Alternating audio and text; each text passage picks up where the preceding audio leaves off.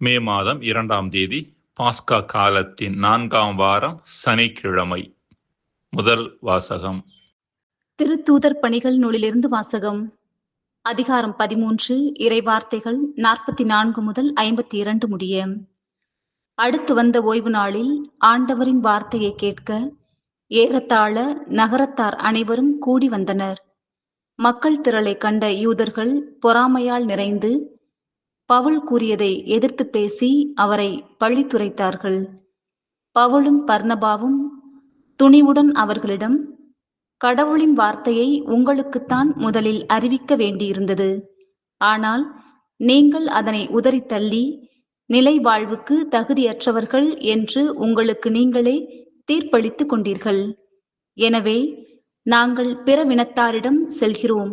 ஏனெனில் உலகின் கடை எல்லை வரைக்கும் மீட்பை கொண்டு செல்வதற்காக உன்னை நான் வேற்றினத்தாருக்கு ஒளியாக ஏற்படுத்தியுள்ளேன் என்று ஆண்டவர் எங்களுக்கு கட்டளையிட்டுள்ளார் என்று எடுத்து கூறினார்கள். இதை கேட்ட பிறவினத்தார் மகிழ்ச்சி அடைந்தனர். ஆண்டவரின் வார்த்தையை போற்றி புகழ்ந்தனர். நிலை வாழ்வுக்காக குறிக்கப்பட்டோர் அனைவரும் நம்பிக்கை கொண்டனர். அப்பகுதி எங்கும் ஆண்டவரின் வார்த்தை பரவியது. யூதர்களோ கடவுளை வழிபட்டு வந்த மதிப்புக்குரிய பெண்களையும் நகரின் முதன்மை குடிமக்களையும் தூண்டிவிட்டு பவுலையும் பர்னபாவையும் இன்னலுக்குள்ளாக்கி அவர்களை தங்களது நாட்டிலிருந்து துரத்திவிட்டார்கள். திருத்தூதர்கள் தங்கள் கால்களில் படிந்திருந்த தூசியை அவர்களுக்கு எதிராக உதறிவிட்டு இக்கோனியாவுக்கு சென்றார்கள்.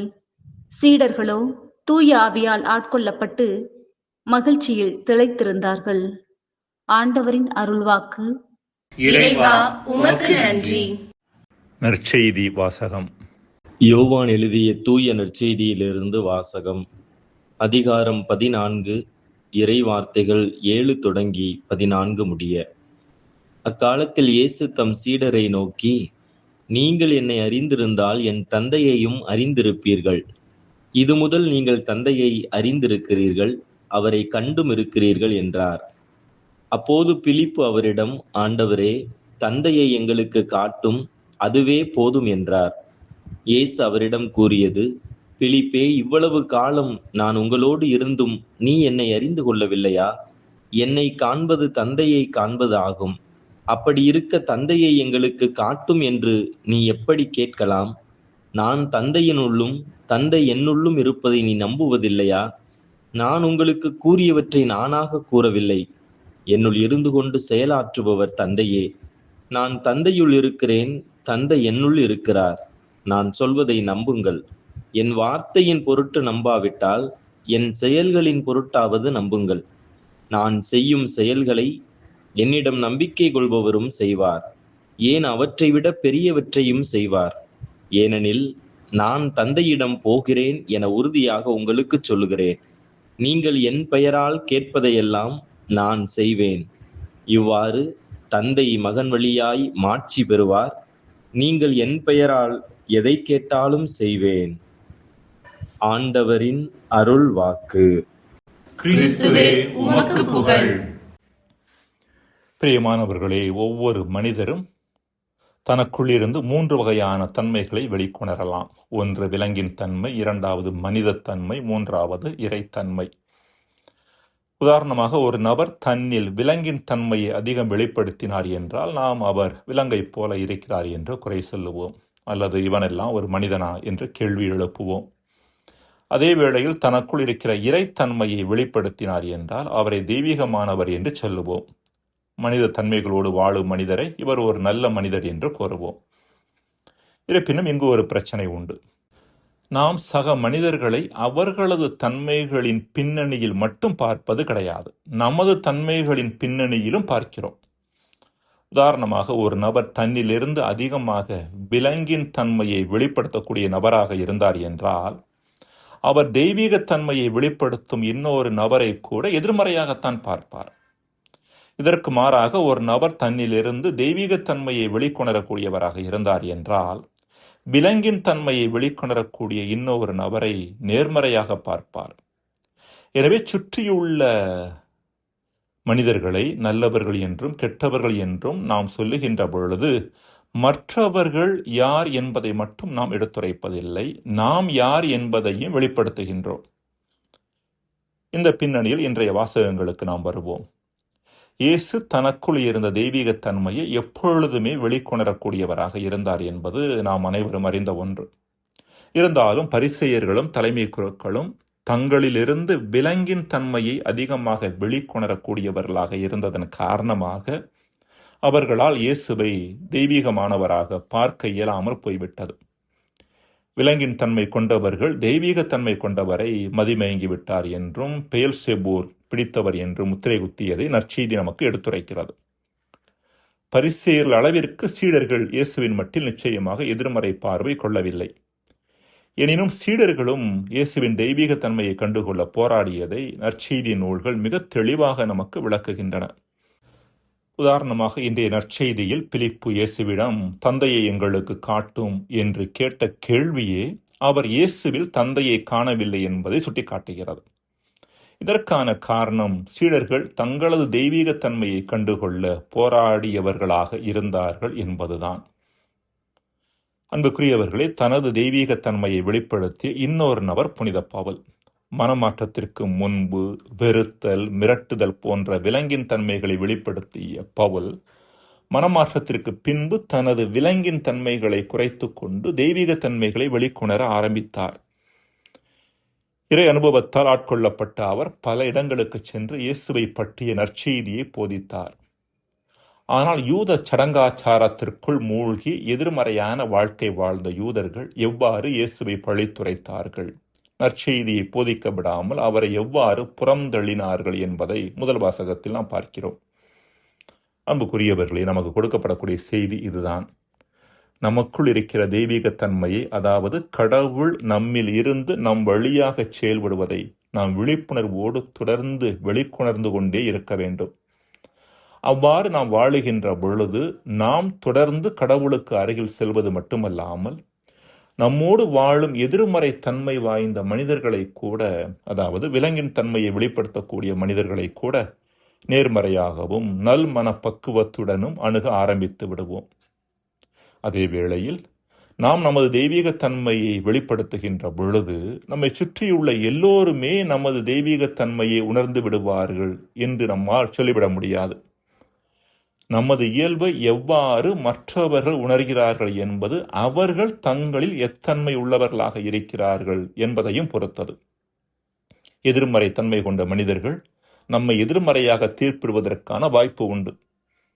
அது குறித்து மனம் கலங்காத நிலையை நம்மில் உருவாக்கிக் கொள்வது அவசியமானது.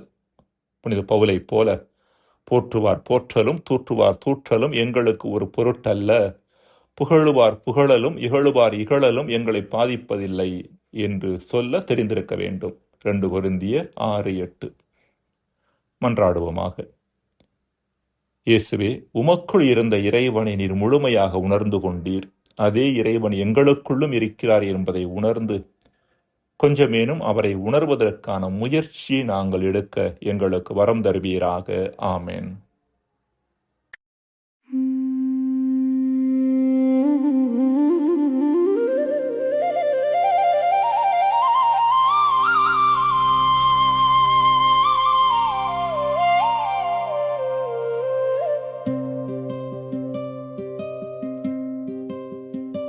என்னை காண்பது தந்தையை காண்பது, என் உள்ளே அவர் வாழ்கிறார்.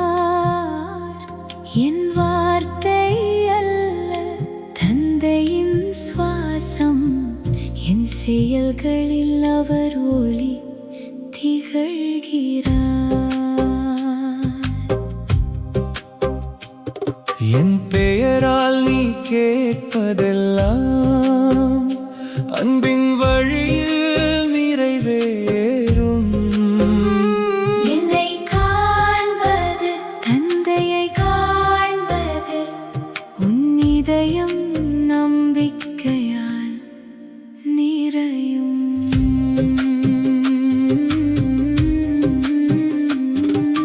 நீண்ட நாட்கள் நான் உன்னோடு நடந்தேன், ஆனால் நீ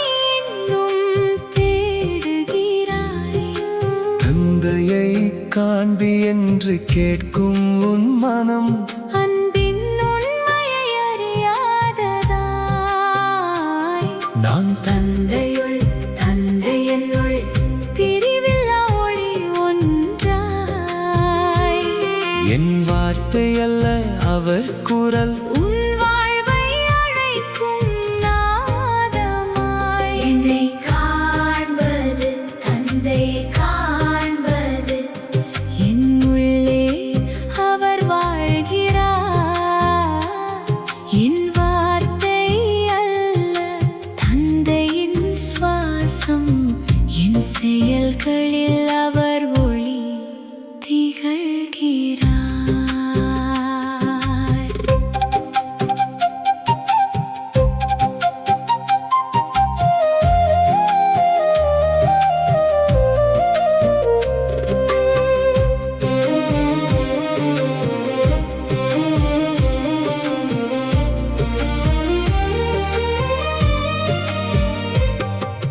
நம்பிக்கை கொண்டால் நீயும் செய்வாய் நான் செய்த அதிசயங்களையும்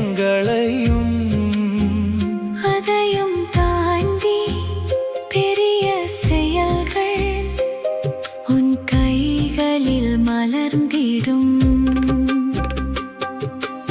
ஏனெனில் நான் தந்தையிடம் செல்கிறேன் உன் வேண்டுதல்களை நிறைவேற்ற என் பெயரில் நீ சொல்வதெல்லாம் அன்பின் சாட்சியாய் மாறிடும் என்னை காண்பது தந்தை காண்பது என் உள்ளே அவர் வாழ்கிறார் என் வார்த்தை அல்ல தந்தையின் சுவாசம் என் செயல்களில் அவர் ஒளி